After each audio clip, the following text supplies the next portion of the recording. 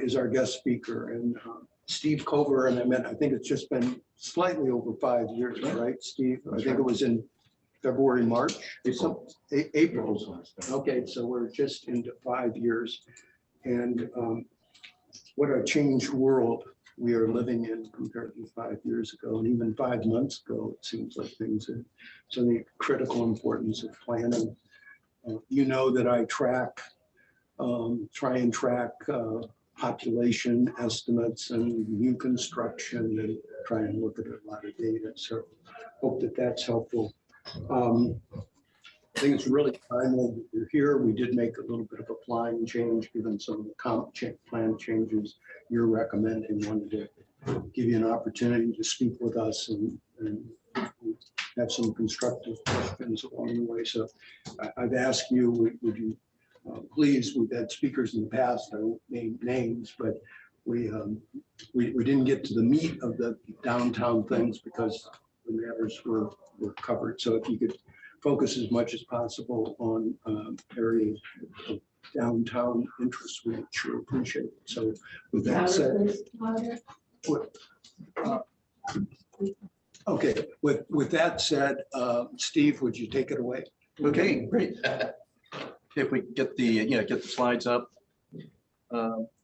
As you're aware, we gave a presentation to the planning board April 13th, and these are comprehensive plan amendments. Now, keep in mind there are two key elements to the work that we do. One is the comprehensive plan, which is the long range plan that really sets the goals and objectives for the city, and then the zoning is the implementation component of it. So why don't we jump into the next slide here. Yeah, and what we're dealing with are a couple of very serious issues. First, attainable housing, which I will give a brief presentation on, and then making changes to two comprehensive plan chapters, the housing chapter and the future land use chapter. And in these revisions, we're looking at three areas. We're looking at commercial centers, which does not include the downtown area, but outside the downtown. Commercial corridors, which are our main roadways, such as 41, 301, Fruitville, and others. And then downtown Sarasota, which you're, I think, most interested in today. And this is one thing that I think everybody really needs to be aware of, because this is a serious issue in Sarasota. Over the past year, we've seen in our area the fastest rent increases in the country at 44%. And the average rent for a one-bedroom apartment went for $1,000 a month in 2018, all the way to, actually it's over 2,500 now. And we'll show you a chart of that. Next slide. Yeah, a couple of areas which have grown substantially just in the last 3 years are those households that are cost burdened for more, that they're spending more than 30% of their income on housing, and the severely cost burdened more than 50%. And obviously someone who's used to paying $1,000 or $1,200 a month and a couple of years later is paying $2,500, that most likely kicks them into the severely cost burdened population. Next. And this is a chart that really kind of spells it out very clearly. Not including utilities, the average median rent for a one-bedroom apartment is $2,540. And then if you look down, for what families or individual families can afford, including utilities, a family of four that's making almost $100,000 a year can really only afford a maximum rent of $2,316. So what this is saying is that a family of four that's making almost $100,000 here in the city is going to have a tough time finding a one-bedroom apartment, much less a two-bedroom apartment or more. Next slide. And this is the chart that we always use. These are the average median income rates, 30% all the way up to 120%. The 100% is the 77,200. It's saying that a family of four currently only afford $1,930, and even at 120%, it's that 92.6 number. This is the chart we use to estimate what families can afford, individuals or families can afford. And to give you an idea, that the 92,640, if you have 2 wage earners in that family, that's $23 an hour that they're making, you know, with their income for each one. Next slide. Each or jointly? Each. Okay, next. One of the things in this too is, a lot of you are familiar, we had a transportation master plan that was accepted by the commission.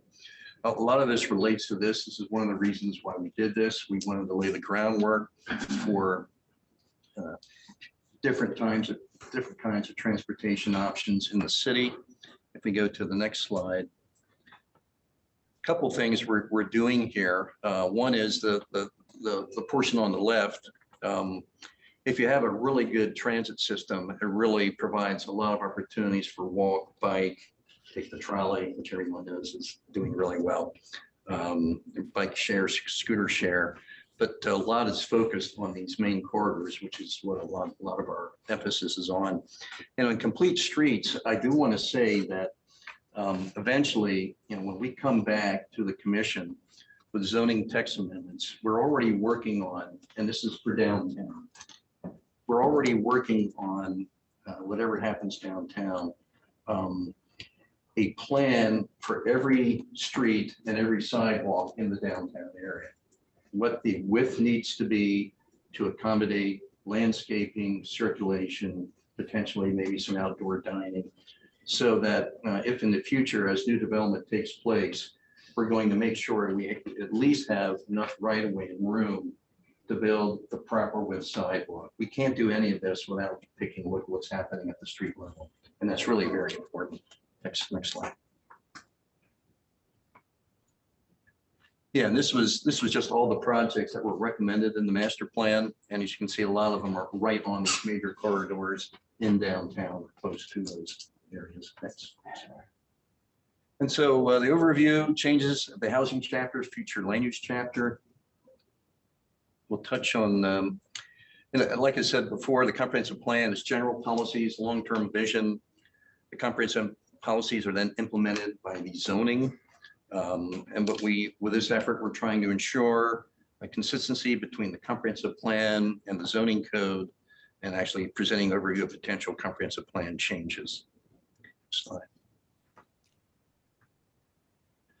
One of the things we have is in our comprehensive plan is that attainable housing is identified as any housing that's 60% to 120% AMI. And so what we're missing is anything below 60%. And so we're changing the wording in the comprehensive plan so that attainable housing includes anything from 1% to 120%. We don't want to be excluding those who are below the 60% level. Next slide. And one of the key strategies is adding a new attainable housing density bonus action strategy, where we will identify a base density, which basically is what's currently in the code. In the downtown area, downtown core, for example, it's 50 units per acre. That would be the base density. And then what we're planning to do is add or expand an existing strategy to read incentives for attainable housing, recognizing the importance of housing, the redevelopment of the downtown and other areas of the city.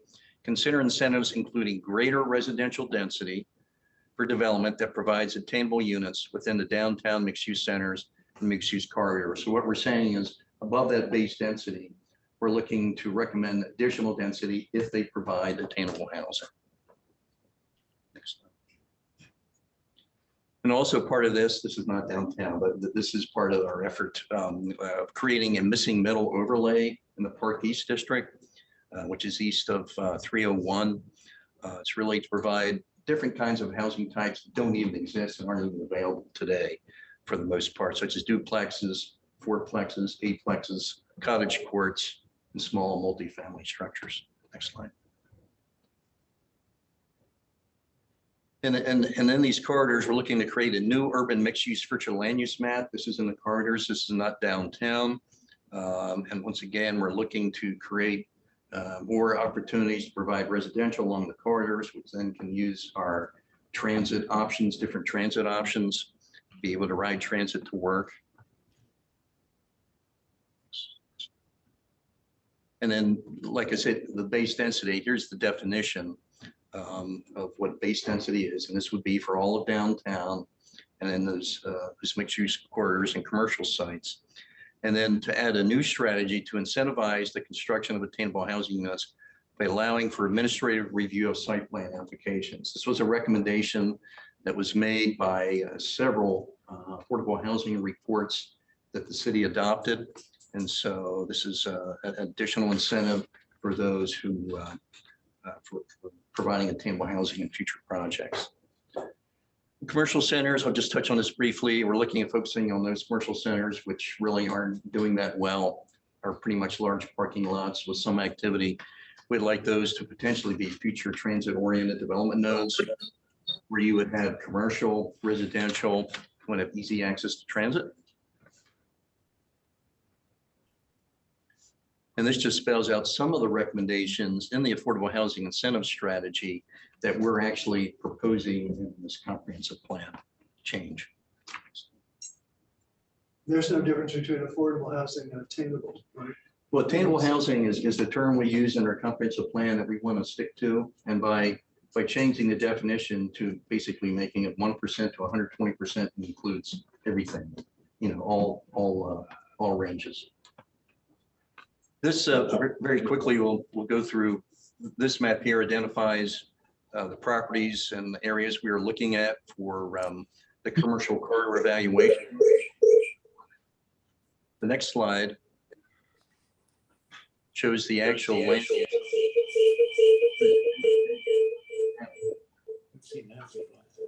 That changes, bright green being those corridor areas where we're looking to at urban mixed use.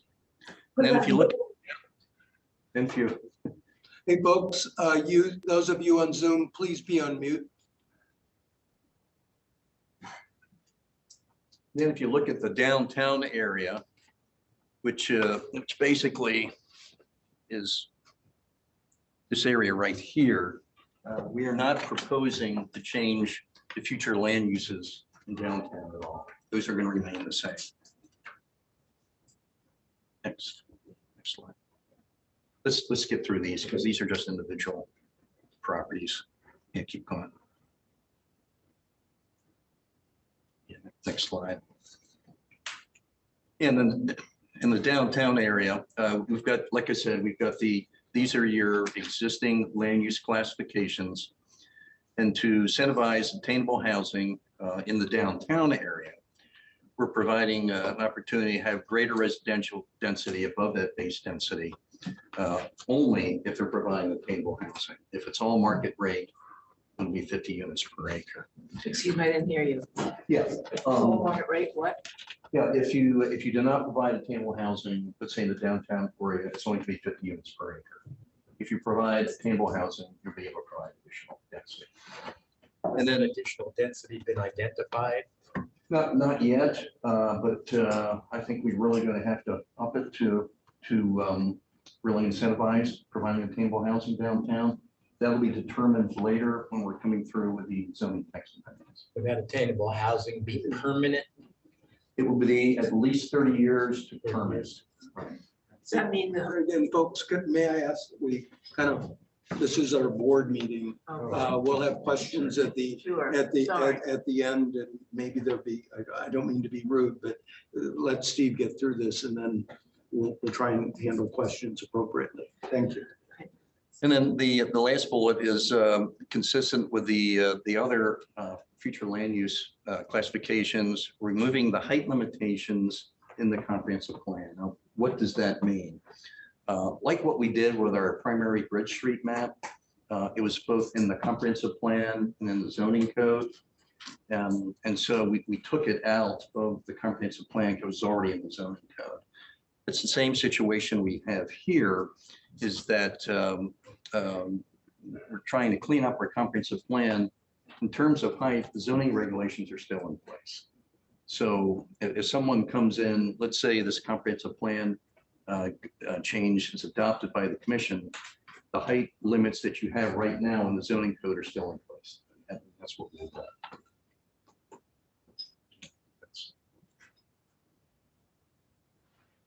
And then this is the process we're going through right now. So we've already presented to the planning board on April 13th. They recommended approval of these changes. We're going to the commission on May 16. Now that is only to transmit what we're proposing to the state for review. It's not a final approval of what we're presenting. It's only to transmit it to the state, because whenever you make comprehensive plan changes like what we're proposing, it has to be reviewed by the state before it comes back for a final vote. So, and then the state would review it during the summer. As to when it'll get back, that's really kind of hard to nail down. But then when it comes back, then it will, and if the state has no problems with it, then the commission would then vote on the comprehensive plan changes. And most likely that was going to be late summer, August, September, somewhere in that time frame. That's our presentation. Certainly open for questions. Okay. Listen, our protocol is we start with the board members, and then if we, depending on time and so forth, we certainly welcome member residents. Ken, I'm going to call on Ken first because of his role as a former commissioner and his knowledge about this. So, Ken, can you kick off? Sure. Steve, a question has come up about community workshops with respect to comp plan changes. Can you tell us what the requirements are with respect to community workshops and comp plan changes, not zoning text amendments, Right. but comp plan changes? Well, they do require community workshops. I think David has the detailed information. Yeah, I'm David Smith with Planning. Introduce myself. The future land use map changes do require a community workshop if we're going to change the land use on a property. I don't think the text changes do require a community workshop. And we did hold a community workshop on March 24th. We sent out either 5,400 or 5,800 notices. One thing I did was about a week prior, I did send an email to David with those notices that we were going to be talking about some changes to the downtown land use classification as well, text changes. I'm not sure if that got disseminated or not, but we did hold that workshop. We had a number of people did attend. I think there were about 30 or 40, 50 people who attended and asked a lot of questions. But we did cover both the urban mixed use land use classes. We did talk about the downtown potential text changes and missing middle and a few other things. So, but yeah, on the future land use map changes, we did notify everybody who their land use is potentially changing. Yeah, and one thing I'd like to add, this really kind of covers a lot of this, is that April of last year, we gave a presentation to the commission on some ideas. And they voted to they gave us permission to move forward with these ideas. We also presented them in February in much greater detail. I mean, much of what you're seeing here.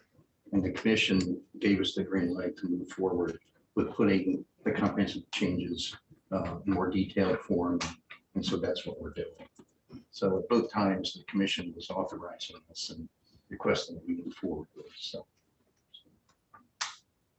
make that clear. Yeah, the important part is show up May 16th and let the commission know your thoughts, if you're in support or something that you're not happy with, and public input. And there would be an adoption stage public hearing later in the year, probably as well. So there's at least 2 more hearings for the comp plan part, and then if it does get approved, then there's the zoning part next year. Yeah, the zoning text amendments, if we do get authorization to move forward with this, that's not going to happen until next year. And we really don't know. That's when we're really getting down to the details. There's going to be plenty of opportunity for public input and suggestions before we finalize that. and bring it to the Board Commission. But removing the density. Someone needs to mute. It's very hard. They may be outside, but there's noise, background noise. If somebody could mute themselves.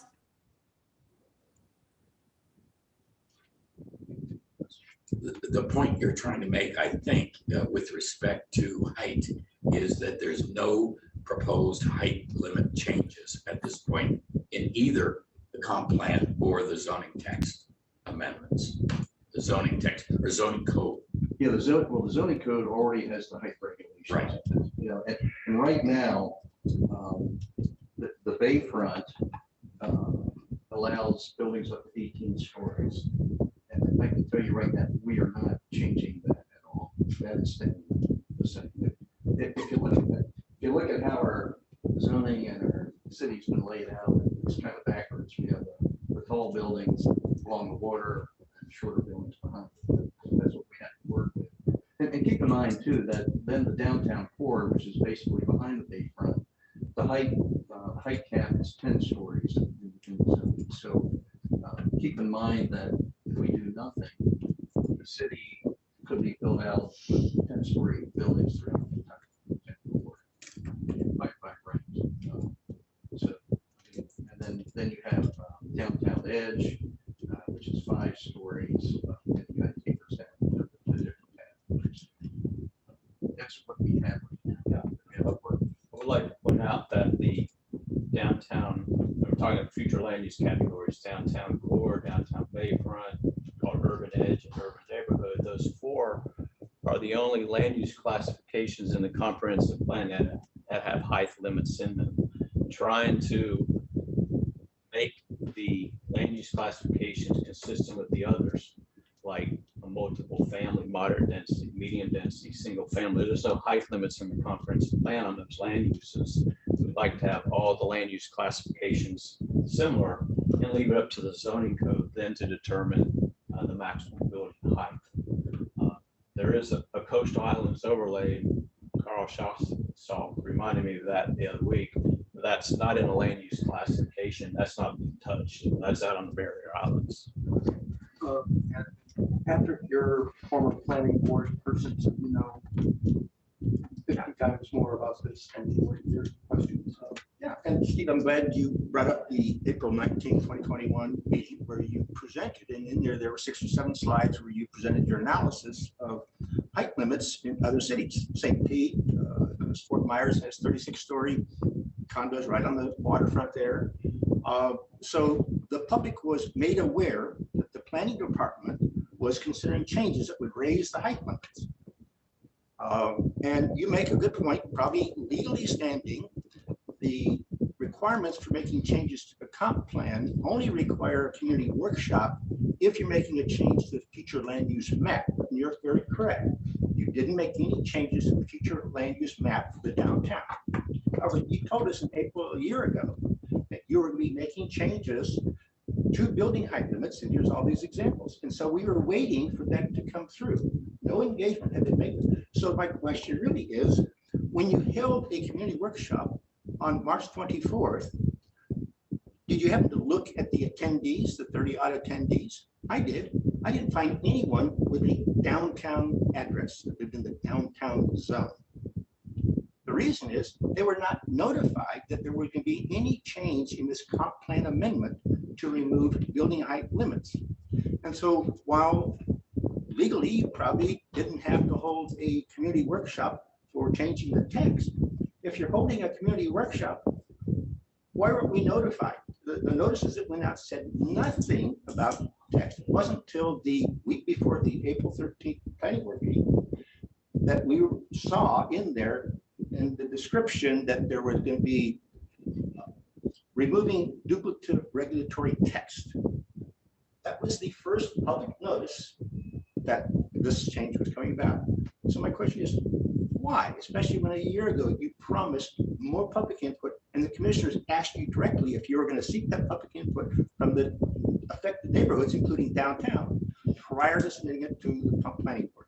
That was your commitment, and we're just wondering. And that's what we did. Patrick, that's what we did. And there were downtown people. Do The community workshop. There were. So I don't know how you circulated the information. We did because there was no notice of any text changes. I disagree. If you said that there was added information, you look at the legal notice that was sent out, there's no mention of anything about the downtown zones. So we're left here. So is that what you consider to be fair public input to this plan? To be honest with you, I disagree. Okay. So How's that? simple. So Has that been up But to downtown residents? But do you not think the public workshop, let's see, we have planning board hearing, we have another commission hearing, we got 2 more commission here, if it goes forward, 2 more, does that not give you, I mean, let's say you didn't know about which, we'll see, but, do you think that's not enough public input? And the preference is to have more people come and speak at the city commission meeting. Right. And every 20 people is another hour of commission time and staff time. So that's perfect, as opposed to dealing with it in more detail in a workshop. That's the choice. So I understand your position. Thank you very much for explaining that. Like I said, I disagree. Other comments, questions? I think I just, mine is probably more of a detailed one, but when you're looking at density and the 50 units, and then adding 50 plus units will be allowed if there's more attainable housing. I think one of the things that is a concern that I've heard is, how does that work? When you figure, let's just take an example. Let's take Baso. It's going in right now. You have a developer, whatever the height is on that building, they decide they're going to build up higher because they're going to increase their density, and in order to do that, they're going to be able to increase their height limit. They're going to put attainable housing, more affordable housing, wherever in the building. How do you control that? How do you control a person who purchases a unit for let's say, $200,000, and they live in that unit, and then they know that they can sell that and turn around and sell that for $750,000 to $1 million. How is that controlled, and how do you, where I guess the devil is in the details on some of this. It's good to hear and good to see, but how do you control that? Well, first of all, as when the project's going through, they're going to have to have a certain number of, and we're probably going to break it down into 3 categories like we did in the Rosemary District. Basically a third at 100 to 120%, a third 80 to 100, and a third 80 or below. And so that's what we're thinking right now. Of course, I think that means some text. Then they have to provide, not only in their plans, but they have to provide that documentation. They give us yearly reports. Our Office of Housing and Community Development will be tracking that. They will not be able to sell a unit, let's say that was bought at $200,000 for $700,000 this year. They will not be able to do that. And it's the same with rents. They will not be able to raise the rent from, let's say, 1200 to 25. You're talking about a developer, or the owner who just purchased?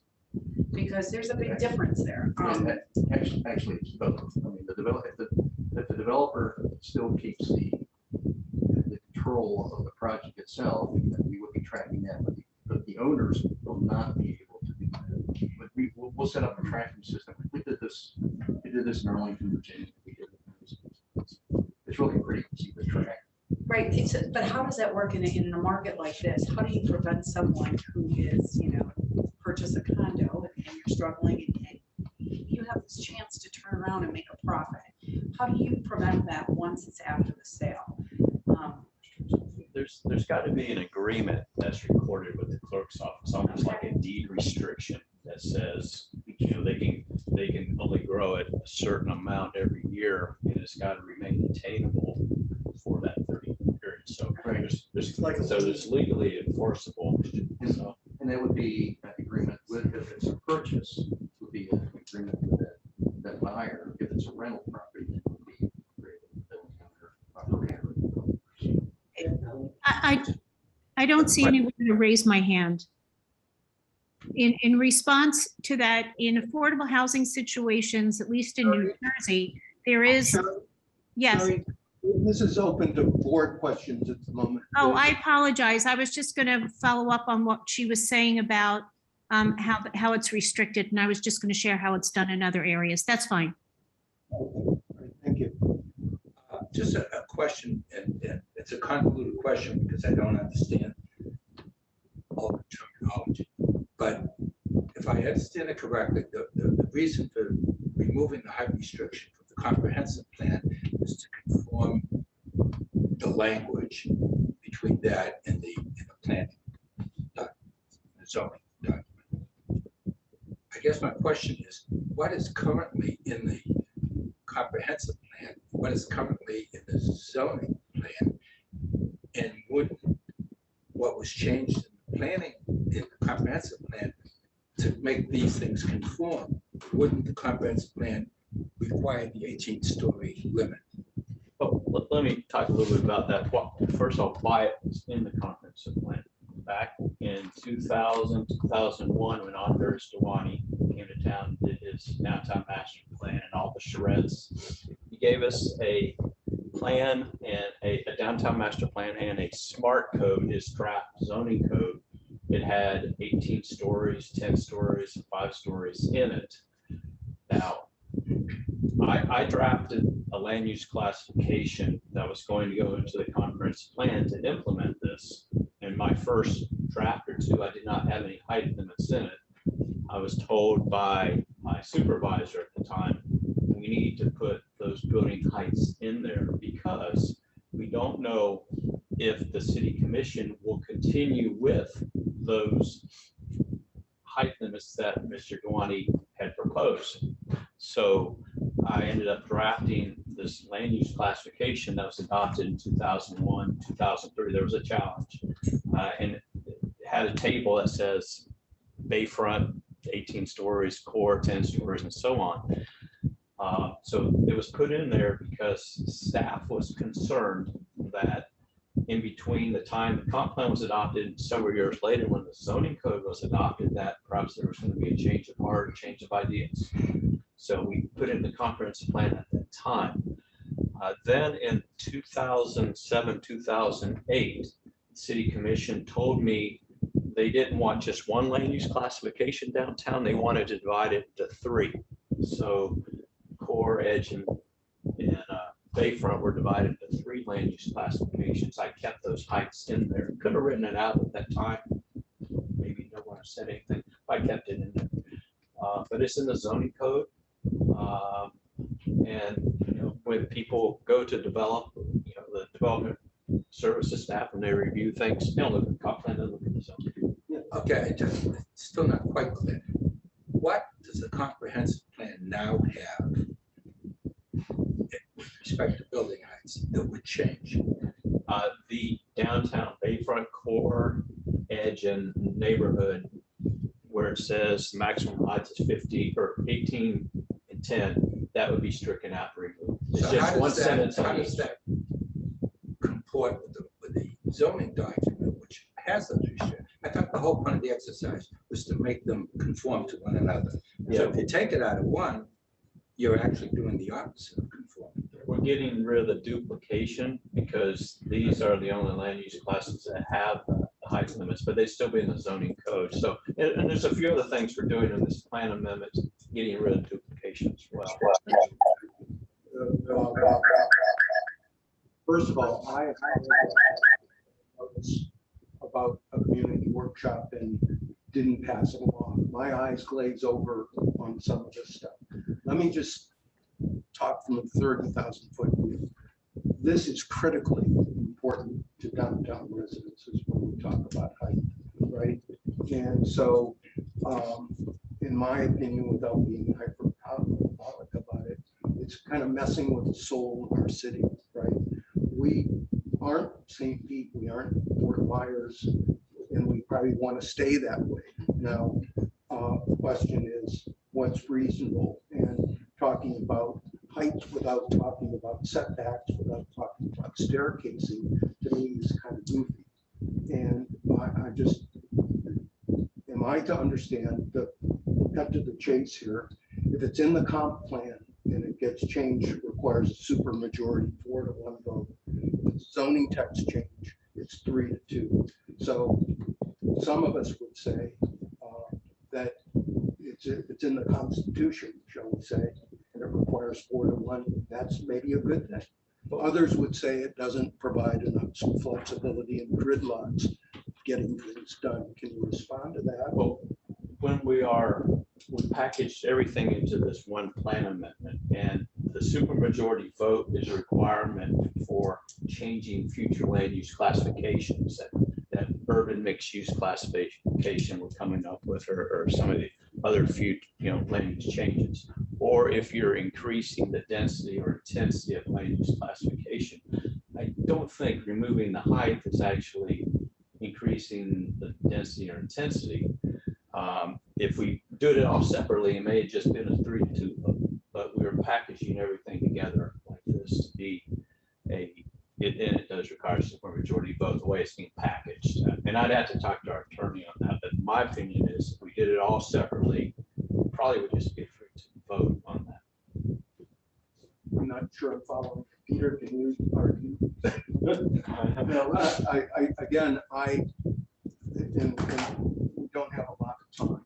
The operative point is we've got a lot of folks concerned about this. One of the things that I recommended, is 3D modeling. Right? So if there's a way to help us visualize it, lay people visualize some of these changes. I would echo what Patrick says. I don't feel there's been enough engagement. I think you folks know how active I am at meetings and things like that. I'm also a rookie at this, understanding this stuff and running this board. But I can tell you there's a sincere interest of our board on engaging with you in constructive discussion, whether it be on tree stuff or whatever we get involved in. I'd like to feel that DSCA has been a pretty balanced organization. I'd like to continue that, but we need more dialogue with you. Yeah, let me address this whole height thing, because it's really blown out of proportion, to be honest with you. We've gotten a lot of inquiries as well about height and what we're thinking. And keep in mind, this is ultimately a commission decision. It's not our decision. But, one of the things that's been very clear, we have talked to a lot of people about what would incentivize builders, developers, attainable housing developers to build attainable housing. And there were 3 things, and actually these were spelled out in some of our housing reports.